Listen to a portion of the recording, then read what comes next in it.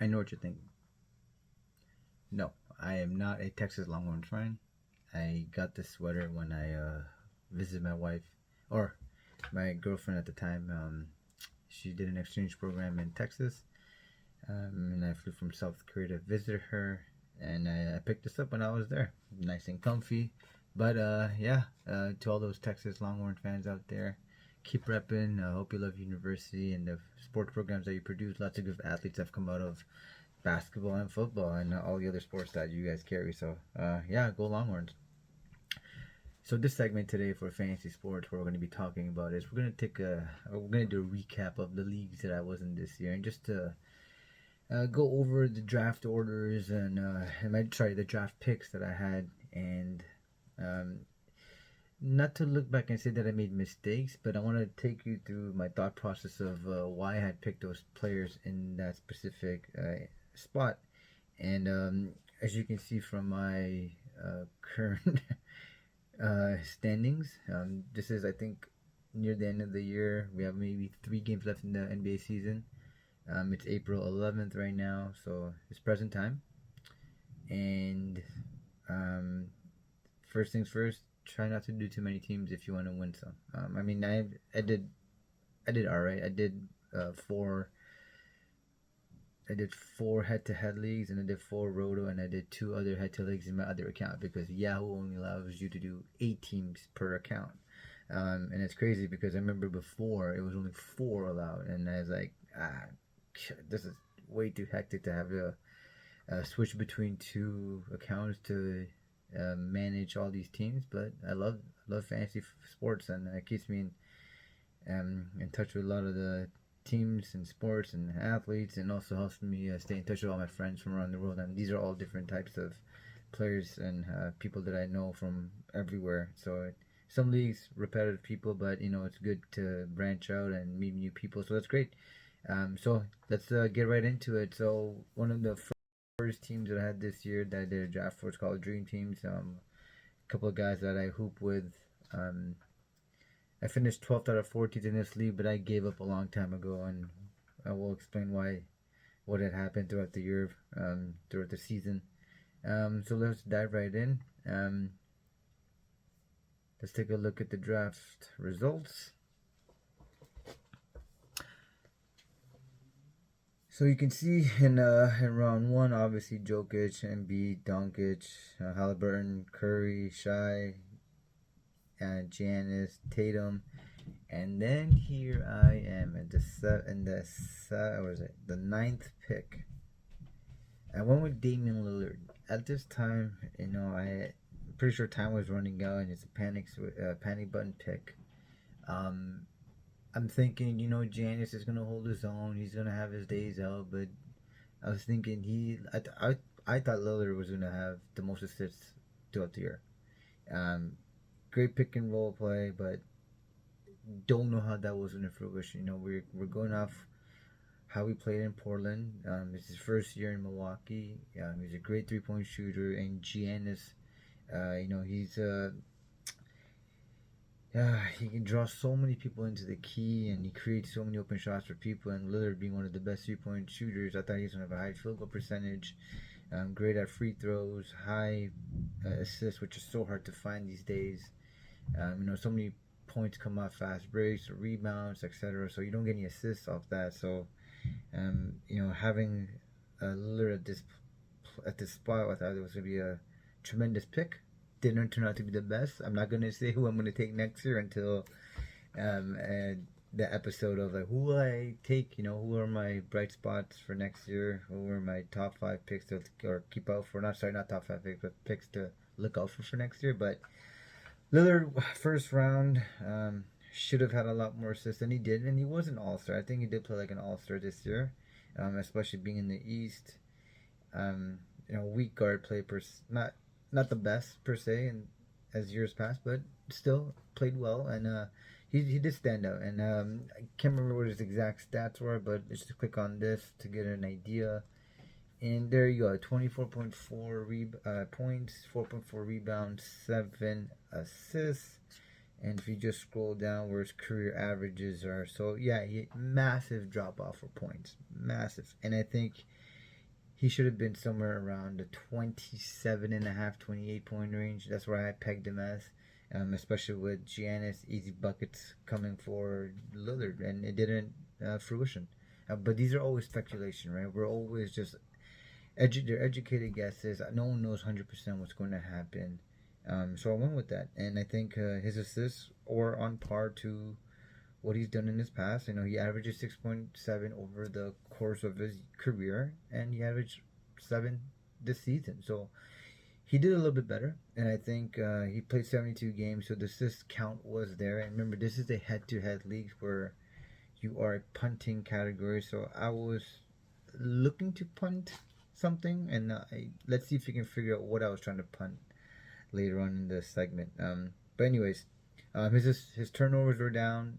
He's not a big guy on steal and on stock, so your steals and rebounds, as you can see here, he's at 1.0 for steals, and he's at 0.03 for blocks. You're not gonna get much out of that from him. His free throw, one of the best in his career at 92, so he's hitting at a 6.4 out of 7.0 clip. His field goal percentage was atrocious. So, not the best spot for picking someone like Lillard at number 9. As you can see, Wembanyama, who was tremendous this year, went right after, and he just destroyed so many categories on his own by himself. And I think the value pick with Lillard was there. It just didn't fruition. It all depends on how you build the team, right? So if Lillard's my first pick, who's gonna be following that pick? And so this is a snake draft, and I have another buddy doing another segment over the weekend, hopefully talking about the difference between a snake draft and an auction. But anyway, so if I have the 9th pick here, I will sneak around to having the 6th picks in the second round. So I went with Desmond Bane. Big guys came off the board. I am looking at potential of pairing 2 amazing guards. Desmond Bane on being on Memphis in the Western Conference. I thought with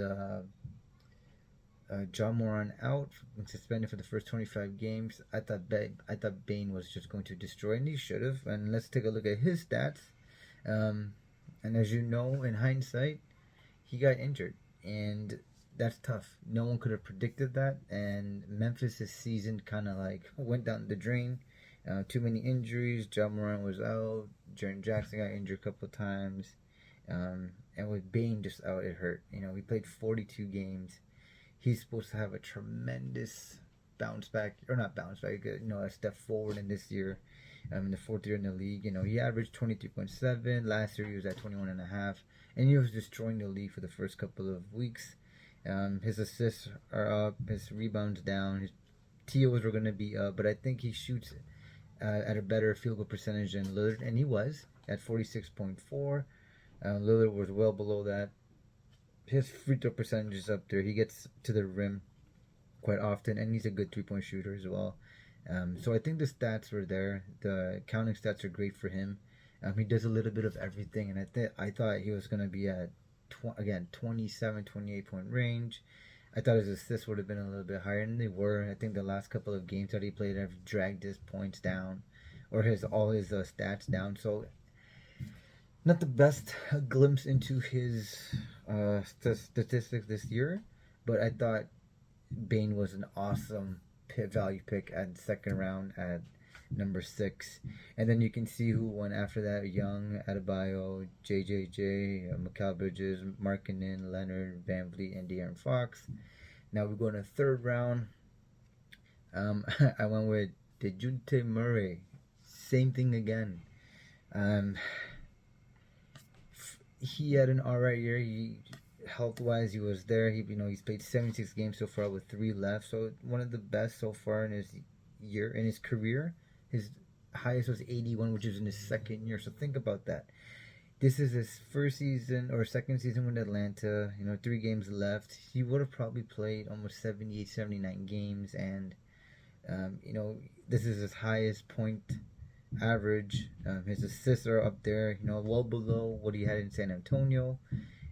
His rebounds are there. He does great in steals, a little bit in blocks. His field goal percentage is in there.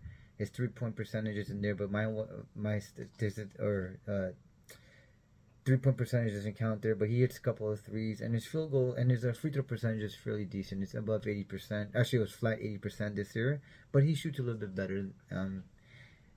And just something to look out for next year. There's talk about trading Trae Young or DeJounte, and who knows what's going to happen? Who knows where they're going to go, and how they're going to build chemistry, and who's going to be help, and how they're going to help each other out on their respective teams. So, I'm glad that I took these three. I thought they were going to kill my assist area. The steals would have been there. Rebounds and the point average, but it did not fruition as I had expected. So we'll keep going on with my draft order. Fourth round, I had gone with. Actually, let me flip this to the team so you can see exactly who I had. Fourth, I needed a big. I was looking at my rebounds and I said I need to get a quality big, and Vujic is okay, who was available at the time, and at the end of the segment or near the end of the segment, I'll talk about who I should have taken in that spot, but let's just go over who I did take. Fifth round, I had taken Jalen Williams, which I thought was a massive pick. I know a lot of people wanted to trade for him. No way. Second year in the league, he was a solid pick. But Vujic, where was he in terms of stats? He's been in the league for quite some time, 13 years now. Not the best per se, 17.8 points, 10 rebounds. Yeah, you got your double-double, low on turnovers. He gets his assists. Field goal percentage was down, so I noticed right away, or at least I hope you noticed right away, that field goal percentage is going to be very low this year, and it's not going to be very high in terms of competitive wins, and I struggled. Free throws there, so with those three guards, you figure that I'm gonna have a high field goal or free throw percentage, and it should win every category. And we'll go into the league settings at the end, and I'll show you where I finish with that. Steals and blocks, he never gets anything, so that's something to keep in mind when you're drafting players. The following year, you kind of realize, well, how have they been in the previous years? He's barely averaged above 1.1 block, so you're not expecting blocks from him. His career is 0.9. His steals is the same, it's 0.8. He's rarely averaged above 1.1. And he played 57 games in that season in Orlando, 2013-14. So you're getting 57 steals. That's not a lot, especially when it comes to counting stats. So that's just something to keep in mind. It's always good to look back to see how players are. When they're fresh in the league, very tough to tell. Like Wembanyama completely destroyed it. Hopefully he's able to repeat that, if not get better next year. With Jalen Williams, like I said, second year in the league. He improved his point average from 14 from last year to 19, which is a huge jump. That team is going to be awesome in the coming years, and they're dynamic. They're not flashy. They get to the rim. They got lots of different players that do lots of different things. They're very young, so hopefully they build a chemistry in order for championship runs. And they're looking good this year. They might struggle in the playoffs a little bit, I think, but that's for another day. He does well on steals and blocks. He's not the biggest guy, but he plays hard. He's a two-way player. And his field goal is very high. It went up from 52 last year to 53, which is massive. His three-point percentage went up, so he hits at a very good clip. Had a high rate, and a nice free throw percentage as well. So his percentages are great. He's a very physical, strong guy. He gets to the rim whenever he wants. And I feel like his stats are just going to get better and better, especially playing next to Chet and Shai. And I hope he blossoms into something. Even more for next year for whoever drafts him. Someone I will definitely look out for. He reminds me of a miniature Scotty Barnes. Just the way they play. Just both are physical. They work hard on both ends of the floor. Now Scotty obviously will have the ball in his hands way more than Jalen Williams will, because Shai is obviously there, and a lot of guys a lot of mouths to feed on Oklahoma City, but Scotty Barnes will be up there too, and I think Jalen Williams is one of the guys that deserves everyone's attention for next year for sure. So definitely good value pick in the fifth round for me. Number 6, in the 6th round, I took Tyus Jones. I just thought, I'm going to stick with my guard stuff, get my free throw percentage up there, dominate that, dominate the steals. I thought he was going to have the ball in his hands quite often, coming from Memphis. He looked fairly good during preseason games, and he was shining. Turnovers would have been high, so I would have been destroyed there, and I would have won. Steals, so I kept my strategy to where I started off with. Pick out the guards, get the stats that I was looking for. Don't worry about blocks. So yeah, as I asked earlier, have you figured out what I was punting? I wasn't gonna, chase blocks. That is something I just said, forget about it. Let me work on field goal, free throw, threes, assists, points, steals, and I gave up on turnovers. So there may be something that I have to look out for next year. Is did the strategy work out, and who should I look out for in order to make up for those stats that I'm missing? So Tyus Jones, what do you get? 12 points, his highest point average. So he did pretty good. 7.3 assists, which is exactly what I wanted, which is what I expected. 2.7 rebounds, 1.1 assists, 0.3 blocks. He played 66 games. This is the first year he's had more than 10 shots average, which is massive, and he hit the highest field goal percentage, so he helped my field goal percentage out a bit, especially for guard play. A lot of guys usually go under 46%, and his 3-point shooting is up there, highest from the entire career. It's 1.6 this year out of 3.9 attempts, and he was at an 80% free throw, meaning, yeah, it might sound nice, but he's only getting to the rim once, less than one time a game, which is terrible. So don't let percentages oversee the actual figure of how many attempts he's actually getting. So look at the absolute value. So here it says 0.6, which is an average over 66 games that he's played so far. Meaning he's probably only taken, if you take a look at the whole total, he's taken 40 free throw attempts, which is atrocious. He doesn't get to the rim.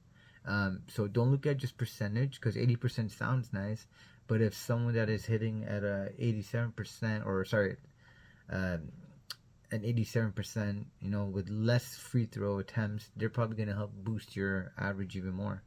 But obviously you don't want someone who has less free throw percentage. Okay, so keep that in mind. You want to get someone that has a high volume, but also has a high free throw percentage too. But yeah, his assist rate was there, like I mentioned, 7.3, which is highest in his career. Over 2 assists more than last year, which is massive. So it's a big jump. He's in a good spot for sure. He's a starting PG in Washington. He's played in Minnesota and he's played in Memphis in the last in the last decade almost. He's in a good spot. He should flourish. We might see his ceiling, what it is, or actually we might not have seen his ceiling. It's definitely a fresh start for him, and he's got the ball in his hand, so who knows if this might be his floor, if he excels next year with Kuzma, Avdija, Gafford's gone. We know who else is there. Kispert's there, so they have guys who are going to get numbers. It's just a matter of how well he plays and how well he meshes next year. After Tyus Jones, I had to get another big, and I was like, John Collins, he's gonna be there. I know Wessler is there, Markkanen is there, and they said that Collins was gonna start at one of the either center or power forward, and I think he started at power forward, and I can't remember if they said that he likes center or power forward, but during preseason he's pretty good. Being in Atlanta, it was a fresh start. Can he bounce back from what he's had before? He's averaged 21.6 points here, as you can see, 21.6 points, 10.1 rebounds in 2019, so 5 years removed. He's very good with percentages. He's almost always been above 50% in field goal, even though he's only shot like 11 attempts or 14 at the most. His average is 11 shot attempts. This year's season was 11 on the dot. So he gets the ball enough just to make a difference, but not that much as I'd hope. But at that spot, it's a value pick for sure. He brings stocks in as well, so he's hovering just about 1 block a game, half a steal every other game, and his turnover is low. He's fluctuating between rebounds. He's a guy that he's got to figure out what his game is, and he's got to fit in on the right team. And he is in Atlanta. He should flourish. I just hope that his health was there. He played 68 games so far. There's about a couple left, like I said, 2 or 3, winding down the end of the season. His free throw percentage is there. He shoots enough threes. He does a little bit of everything. He's not the guy that's going to be a huge difference maker.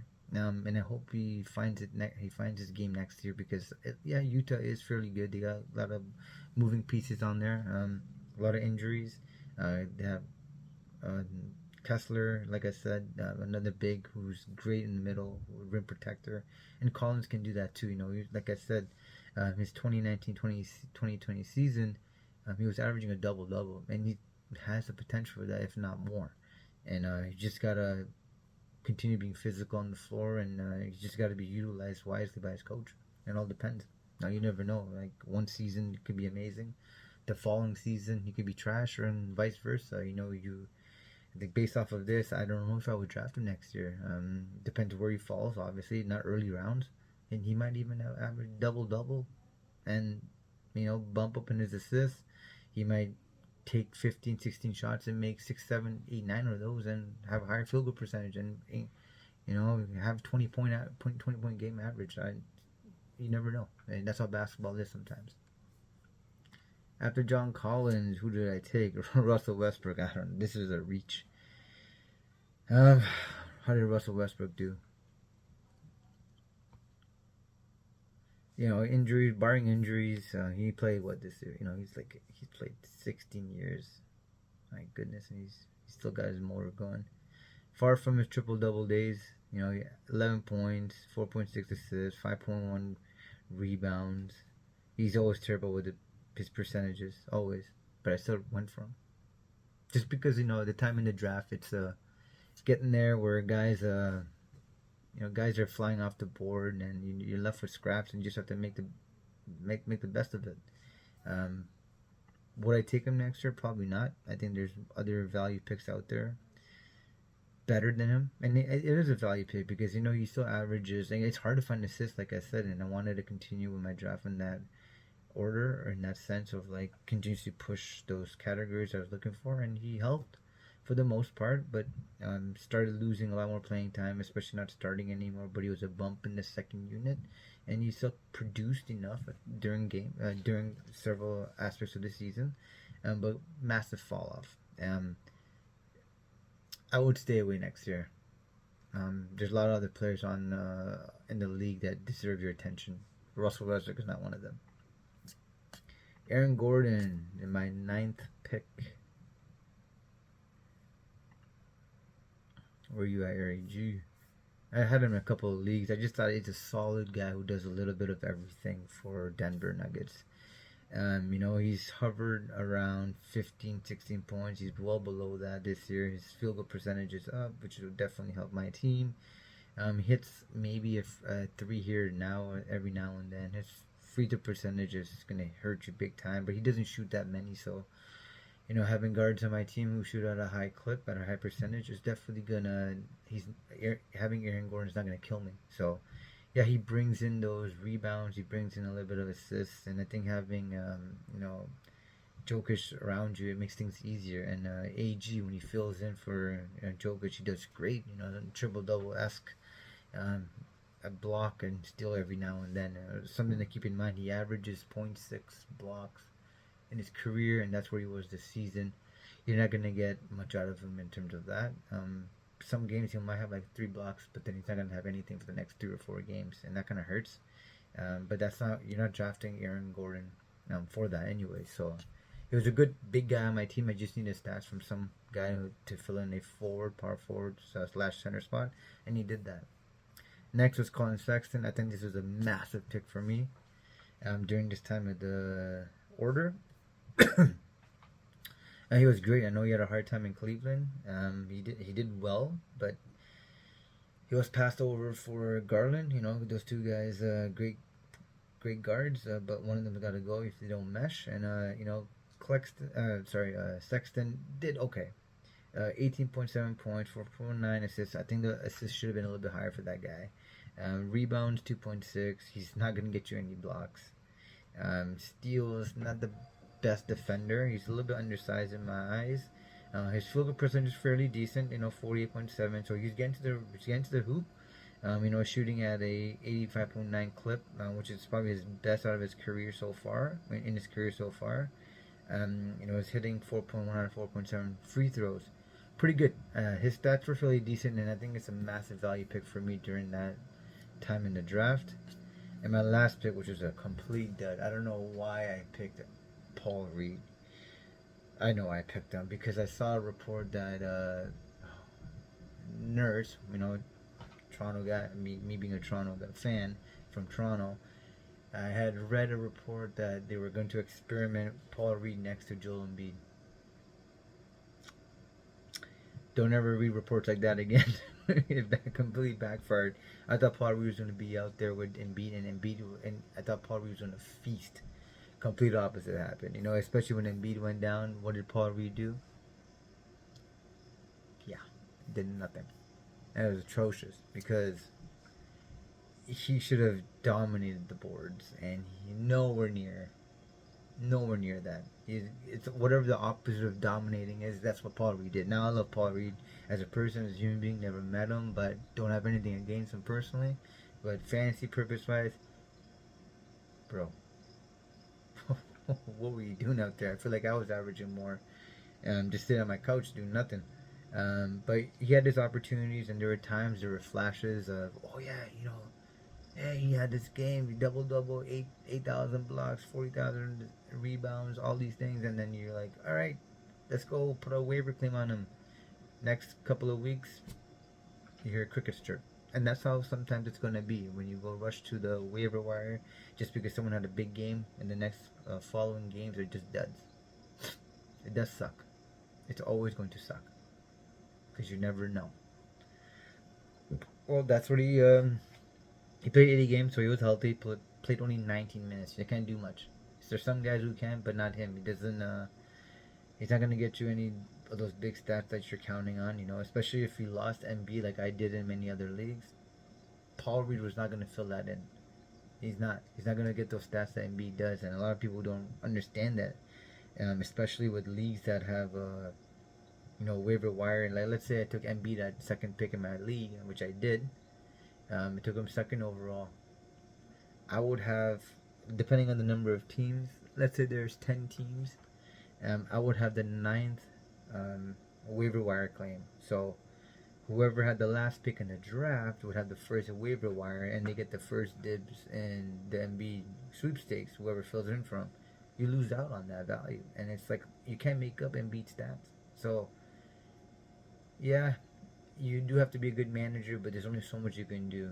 If Paul Reed, there are a lot of people who claim Paul Reed off the waiver wire, and if he was producing Joel Embiid stats, that team would dominate a lot. A lot. Simple fact, because Embiid's stats are unreplicable by many people in the league, and he brings a lot. That's why I took him second overall in many leagues. But anyways, so there's my draft results for this league.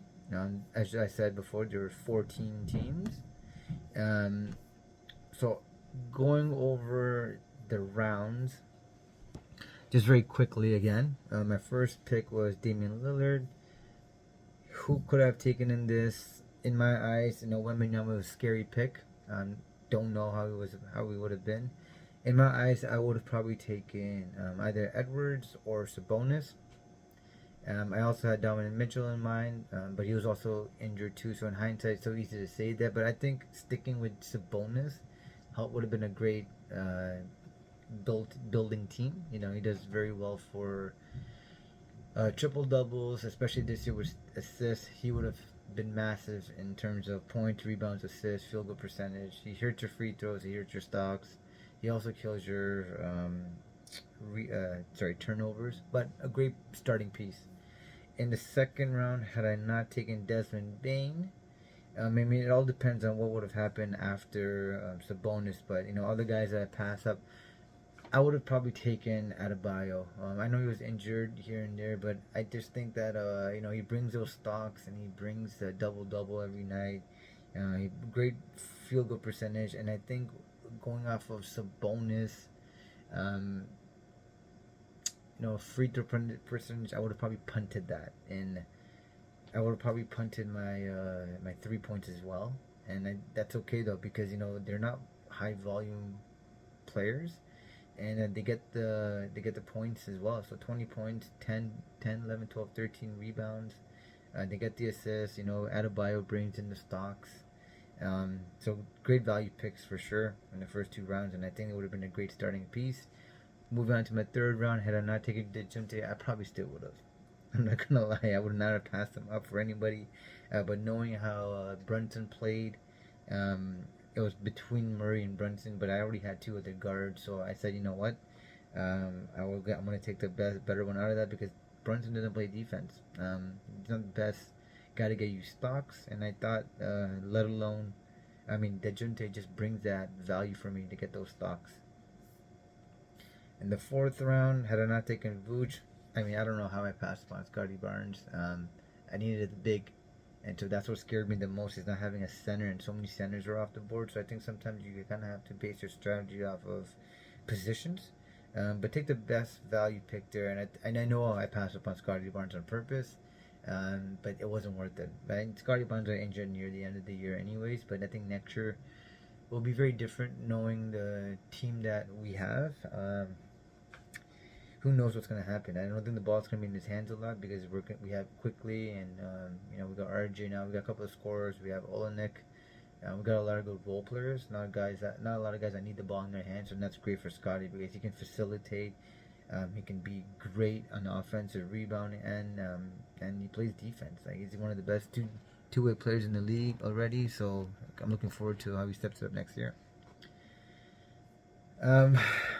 Chet was also someone that I looked at, but I wasn't sure. But now that I know what he's able to do, I'm definitely going to be targeting Chet higher next year for sure.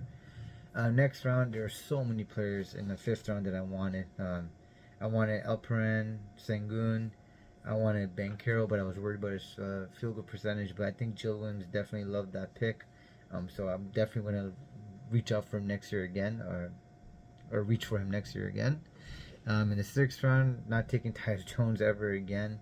Like all these picks, like Tobias Harris, Wiggins, Fultz, McCollum, Marcus Smart, Devin Vessel, I really like.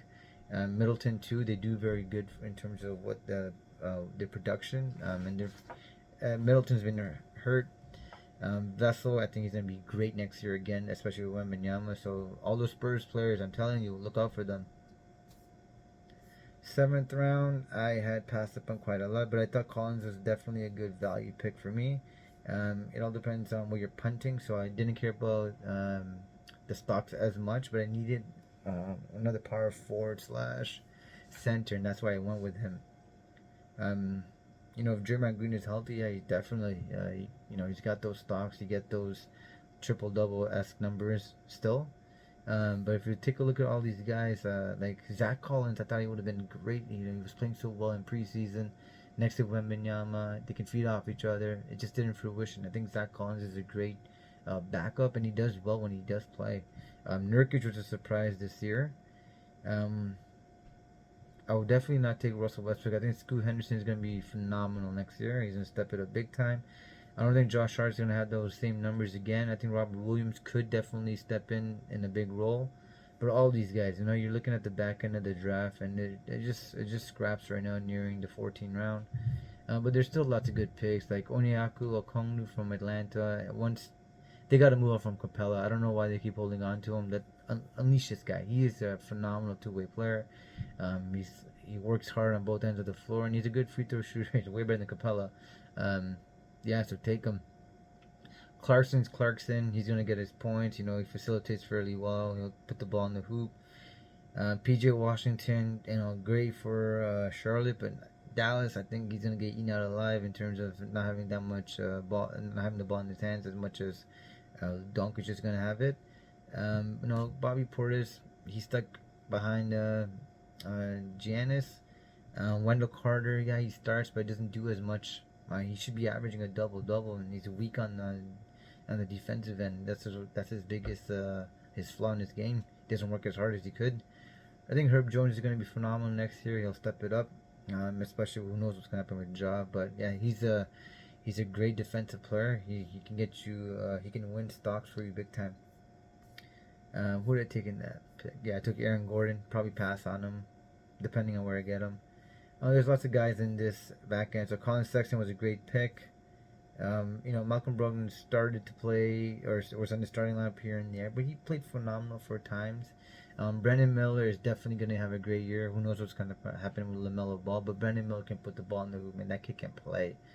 He's gonna average, I would say at least maybe 25 and 5, maybe a little bit higher. Watch him play. He can score. He can distribute, rebounds, and he plays fairly well on the defensive end too. And I think with Miles Bridges, they got a great combo. Very young again, but it all depends on how his health is. And I think Emmanuel quickly is going to be rising up boards. He can get to the hoop. He's got a good team esque kind of. He's got players that can do stuff. I don't know how they're going to turn out for next year, but go Raps. We'll see if they produce better than they did this year. Danny Avdija, yeah, definitely gonna pick him up higher than this year. I'm not taking Paul Reed. Cam Thomas, he's a scorer, man. That guy can put the ball in the hoop. Eamon Thompson is gonna be great for defense. And there's new guys coming in the draft for this year, so things are gonna get shaken up. Who knows where Zach LaVine's gonna be? But yeah, as you can see how I did in this league, 12th out of 14th, but that doesn't mean anything because I think I finished, as I said, in the standings. I had finished. Oh, this is not right. I think I was around 8th or 9th. So here, as you can see, first week. 4-5, lost 3-6, lost 3-6, lost 4-5, won 6-3, 4-4, lost or 4-5, 5-4 win, 4-4 tie. So I thought I drafted fairly well, and I was doing fairly well, except for the last, as you can see here, 2-6, 2-7, 3-6, 4-5, 3-6, 3-5, 2-7. So injuries, they pile up. It's very tough to win during those times, and I drafted like this. I always tell people I'm a 5-3, 5-4 winning team drafter, meaning I'm going to win 5 categories and I'm going to lose 4. And at the beginning of the season, it was around there. Losing 3-6 here and there. Like I had some categories I just got destroyed, and I held myself in check. I thought I did okay. Obviously, a couple of picks hurted me, and I know that. I would not go for that draft strategy that I had this year, and I think we always go with the draft strategy. I think it's gonna work until we figure out it's not gonna work. And I tried to punt blocks, and I knew that once the flow of the draft had started the way it did, with me going with 3 guards, I knew my field goal was gonna get hurt. I knew my turnovers are gonna suck. And I knew my blocks were gonna suck. So we can also see how we finish in terms of head-to-head cats.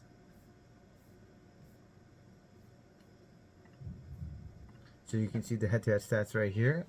Okay, if you just click on standings and you go to head-to-head, let's see how I finished in each of those categories, because it's a good way to look at how you should draft next year, okay? At least your strategy. So, like I said, my field goal percentage, I am going to suck, and I won 7 and I lost 13, and I knew that. My free throw percentage, which was surprising because I had fairly good guards, but not at the best clip as I thought. Sometimes when you have guys who shoot high volume free throws, they also tend to bring your average down a little bit sometimes, because let's say someone that shoots only 10 shots a game and they hit 8, their average is going to be 80%, but someone that gets to the hoop like 15 or 20 times and they're not shooting at 80% clip, they can drag your average down big time. So you kind of have to figure out absolute and relative, and that makes a big factor. 3 points, 9, 11, so it's almost 50-50 split. My points were, I knew I was going to be high in points, so yeah, I won 11 times, lost 8, and I tied once. Surprised on my, actually I wasn't surprised on my rebounds because I had rebounding guards, and a lot of people miss that. You want big guys that can assist, like Sabonis, and you want guards who rebound, and that will help you in making up for your draft picks. Because let's say that you need a center, it will help you to look for a center that can bring you those kind of stats as well. Don't just look for a double guy. Bring those statistics that trickle in those assists or block or steal here and there. Assists, which I thought I was going to dominate, clearly I did not, because none of my big guys do that. Vooch, not the best. Collins, not the best. So you need to draft someone who is going to completely dominate. Average 10, like Halliburton. I can't remember who else averaged 10 this year. But you got to bring someone in that, or draft players that can draft multiple players that bring in those types of stats, and not just one.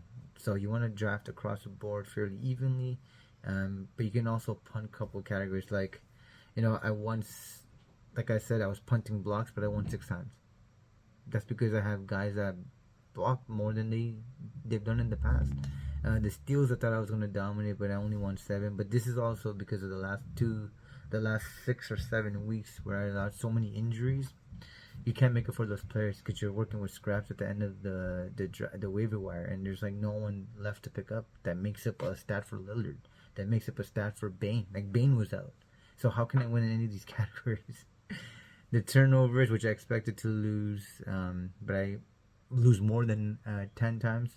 It was only 10 times, which is fairly decent for me, and I'll take that.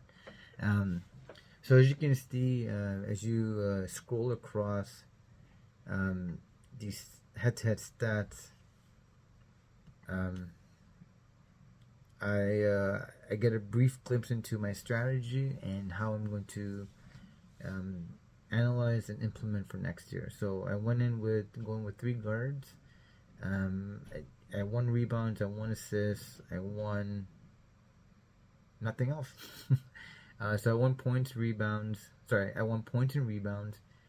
with the draft strategy that I had. But next year I know I gotta switch things up, and if I want to win, being on top of these teams, yeah, that's one thing that's easy to say, but you gotta be on top of the waiver wire and just gotta draft better. And I think the strategy that I had this year was there, except injuries piled up, and I can't control injuries. If you look at injury history, and I talked about this in my other segment, if you look at the past injury histories of player, it's a great way to indicate, or it's a great indicator of, are these players gonna be injured again? And you don't know, and anything can happen in the game of basketball. You have, like, yeah, LeBron James takes care of his body so well, and he's fairly healthy every year. But he takes load managing games here and there, but he's never really had a significant injury, and that's because, is it the way he plays? Compared to like someone who's always jumping like Derrick Rose. Did he get injured, or did he get injured and was he unhealthy because of the way he plays? Having to jump that high, being not as tall. He's got to work extra hard on taking pounded on his knees, and he tore his ACL and couldn't recoup from that. It matters. You got to keep that in mind. Are you drafting players that are injury prone? And if you are, that is something that you got to keep in your mind and say, you know what, I should not look for these players again the following year. You got to keep those things in mind. So, in hindsight, let's just go over the draft picks one more time. Who would I not take? I'm not taking Lillard again. I will probably take Desmond Bain next year. DeJounte I will probably take again. Vooch not taking. Williams I'm taking. Jones depends where he falls in the draft. Collins, all depends on what the plans are for next year. Westbrook passed. Gordon depends where he's in the draft. Sexton depends where he's in the draft. Paul Reed, all depends what Nurse wants to do. And I'm not reading that report again. If he's going to experiment with Embiid and read. Well, anyways, that concludes this segment about this league and the recap of how I finished. I was ninth out of the draft slot. I finished 12th out of 14th. I wouldn't count my last couple of weeks per se, because this is a very, it's not the most accurate assessment of my league and my finishing of how my draft was. But I'll be honest, I think I could have drafted better. Picking ninth definitely sucks, but that doesn't mean you can't win. I look forward to next year. Stay tuned for recaps for more of my other leagues and understanding why I picked who I picked in that certain spot. Understanding the stats that went behind in my picking and that of those players, and then figuring out the mistakes that I made, and in hindsight what I should do differently next time, and if I am going to continue playing in this league the following year, what would I do differently? Yeah, so stay tuned for all that. Thank you for watching. Hit like, subscribe, share with others. I'm always here to give out fantasy advice on how to help other people win their leagues. Reach out if you want me to assess your settings, assess the players that you were about to pick up, draft, whatever it is that you want me to do. Let me know. Reach out at Coach Palmer. Take care.